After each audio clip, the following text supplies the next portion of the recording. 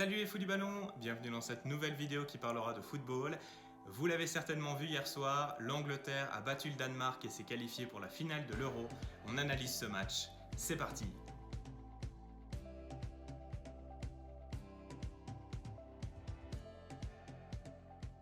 Alors, Angleterre-Danemark, une affiche, une demi-finale plutôt étonnante. En tout cas, si on m'avait dit avant l'Euro que la demi-finale ce serait ce match-là, j'aurais quand même été surpris.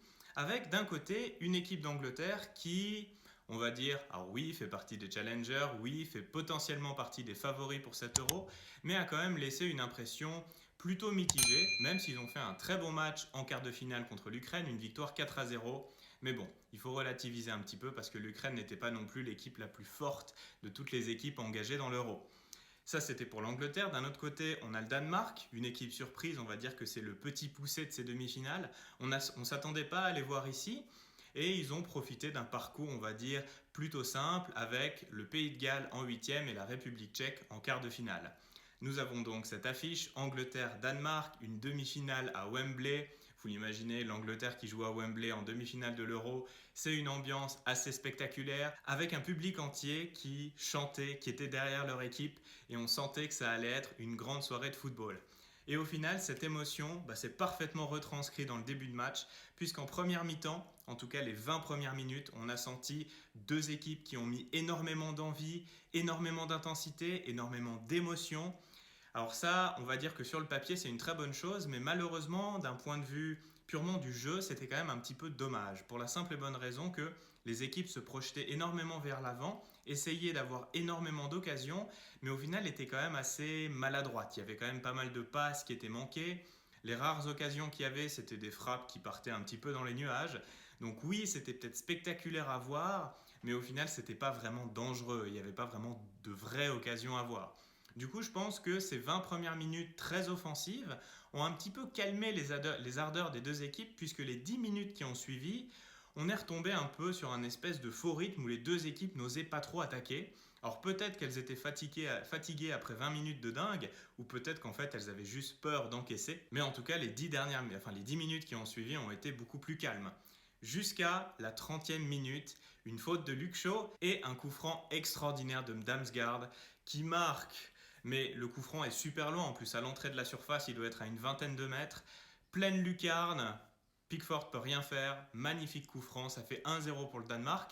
Et là, pour être honnête, Wembley s'est un petit peu éteint, l'Angleterre a pris un petit coup sur la tête. Mais ça a eu le mérite de réveiller cette équipe anglaise qui peu à peu a repris le dessus, a repris le contrôle du match et a commencé à envoyer beaucoup d'offensives. Notamment avec un Raheem Sterling qui a été très remuant, il a énormément provoqué, énormément dribblé. Et au final, assez logiquement, l'Angleterre arrive à égaliser à la 39e minute. C'est pas Sterling, mais c'est Saka qui déborde sur son côté, qui fait un centre pour Sterling. Sterling tente de marquer, mais il n'y arrive pas. Il met la pression sur Kier qui tente de dégager. Et en fait, Kier dégage dans son but. Ça fait un partout. Et les 5 dernières minutes sont un petit peu sur ce rythme-là. On est à la fin de la première mi-temps. À ce moment-là, on sent l'équipe anglaise qui est plutôt dans un bon rythme. Ils viennent de marquer, donc on sent qu'ils sont capables de faire quelque chose. Ils ont le momentum, si on peut dire ça comme ça. Et la deuxième mi-temps a été, j'ai presque envie de dire, à sens unique. En fait, on avait vraiment le bloc danois qui était bien en place, qui défensivement était très fort, mais on sentait que le ballon était majoritairement en main anglaise et que la plupart des grosses occasions venaient du coup de l'Angleterre. Alors vous allez me dire, ouais Johan, t'es bien gentil de nous dire que la Danemark a eu un bloc bas et il défendait bien, mais concrètement ça veut dire quoi ? Et bien concrètement ça veut dire deux choses. Donc déjà en fait si le bloc est plus bas ça veut forcément dire que les joueurs offensifs sont plus hauts. Et à ce moment-là, ça veut dire que c'est facile potentiellement de faire des frappes de loin. Donc c'est très important que dès qu'un joueur offensif a le ballon, il y a forcément un des défenseurs ou un des milieux qui doit faire un pressing sur lui. On va appeler ça un pressing simple parce qu'en fait il y a un seul joueur qui va faire pression sur un défenseur. Ça c'est la première chose. Et la deuxième, c'est de combler les espaces. Dites-vous que si vous avez une ligne de 4 défenseurs et qu'un défenseur va monter pour faire pressing sur un offensif, c'est important que les 3 défenseurs qui restent comblent le vide pour éviter qu'il y ait des espaces et qu'un autre joueur offensif puisse s'incruster dedans et tenter de marquer. Et en fait, le Danemark a extrêmement bien fait ça. Ils ont très bien défendu pendant tout le match, même si, forcément, je l'ai dit avant, Pendant cette deuxième mi-temps, on a senti l'Angleterre qui peu à peu prenait le dessus, qui peu à peu arrivait, on va dire, à conquérir le territoire danois et avoir de plus en plus d'occasions. Et à la fin de la deuxième mi-temps, on sentait que c'était à l'abordage, on essaye de tous marquer. Raheem Sterling qui tente énormément, qui dribble énormément. Un Harry Kane qui pèse énormément sur la défense danoise, ils ont beaucoup de peine à le gérer. Et on se dit que l'Angleterre va finir par marquer et que le Danemark doit tenir le coup. Et au final, le Danemark, vous le savez, a tenu le coup. C'est un partout à la fin des 90 minutes réglementaires. Le Danemark a eu chaud, mais on se dit quand même que ça va être difficile pour le Danemark parce qu'il reste la prolongation à jouer et ils sont quand même un petit peu crevés. Et au final, donc cette prolongation, assez logiquement, l'Angleterre qui continue, qui met énormément de pression et qui finit par marquer assez rapidement en première période de la prolongation avec Sterling qui provoque un penalty. Alors il y a un petit peu débat sur est-ce qu'il y a penalty ou pas. Moi, ma vision des choses, c'est quand même qu'il y a un contact sur Sterling dans la surface. C'est ce contact-là qui fait tomber Sterling. Donc moi, j'ai tendance à dire que le penalty est justifié, même si on va dire que notre cœur aime bien, on va dire, les petites équipes et on aurait bien aimé voir le Danemark aller plus loin. Donc au final, c'est un penalty qui est tiré par Harry Kane et Schmeichel, le gardien du Danemark, parvient à arrêter le ballon, mais malheureusement, il le relâche directement dans les pieds d'Harry Kane qui peut marquer en 2 temps. Ça fait donc 2-1 pour l'équipe d'Angleterre et c'est pratiquement la fin de la première mi-temps de la prolongation. En deuxième mi-temps de la prolongation, on a senti le Danemark qui tentait de réagir. Forcément, ils n'avaient pas le choix, ils devaient absolument marquer. Mais malheureusement, ils n'avaient plus de jus, ils étaient plus capables de tenir. Et au final, le match se termine comme ça. L'Angleterre va en finale et remporte ce match 2-1. Voilà ce que j'avais à dire pour cette analyse. Je vous propose de passer au top et au flop. Et comme d'habitude, honneur aux gagnants, on va commencer par l'Angleterre. Alors mon top anglais, bien évidemment, ça ne va pas vous surprendre, c'est Raheem Sterling. Ça a été l'attaquant le plus en vue de cette équipe anglaise. Je l'ai dit, il a beaucoup provoqué, il a beaucoup dribblé.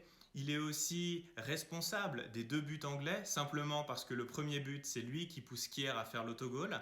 Et c'est lui qui provoque le penalty sur le 2-1. Donc Sterling, ça me paraît assez logique.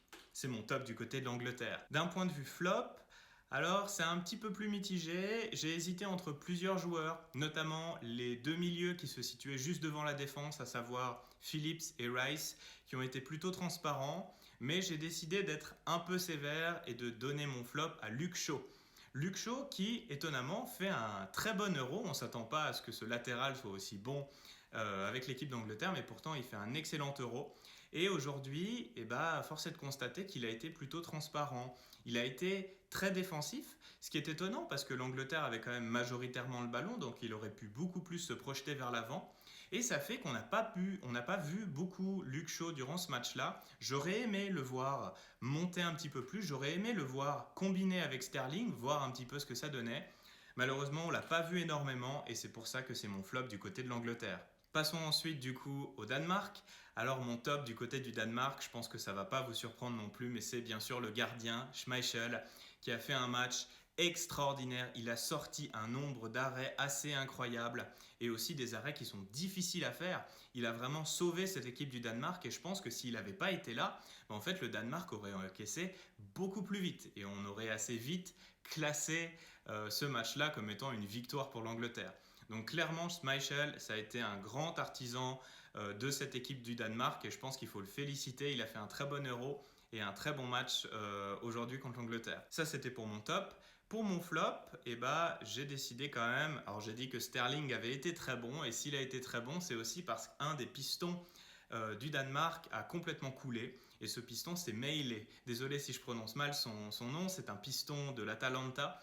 Et contre Sterling, il a eu aussi énormément de peine, sachant qu'il y avait Sterling, mais aussi Walker, qui, contrairement à Shaw, montait énormément. Et franchement, pour dire ça simplement, il a pris le bouillon contre ces 2 joueurs-là. Et je pense que si on avait eu un piston de meilleure qualité du côté du Danemark, peut-être que ça aurait permis d'équilibrer un petit peu les débats et de calmer un petit peu les ardeurs de Raheem Sterling. Et du coup, c'est déjà la fin de cette vidéo. Il reste plus que la finale qui aura lieu dimanche soir 21h. Italie-Angleterre, un match qui s'annonce palpitant, j'ai hâte de voir ça. En tout cas, je suis content d'avoir une affiche historique, on va dire. Italie-Angleterre, c'est un très beau match de football. Concernant la chaîne des Fous du Ballon, on va pas faire de review de cette finale en particulier. parce qu'on va conclure notre série sur l'Euro avec une prochaine vidéo qui sera, on va dire, une conclusion un petit peu plus générale de l'Euro en général. Qu'est-ce qui nous a plu, qu'est-ce qui nous a déplu. On va aussi parler de cette finale, bien évidemment.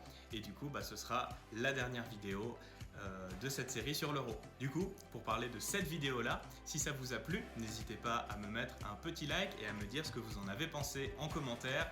N'oubliez pas de vous abonner et on se retrouve très bientôt pour une nouvelle vidéo. Salut!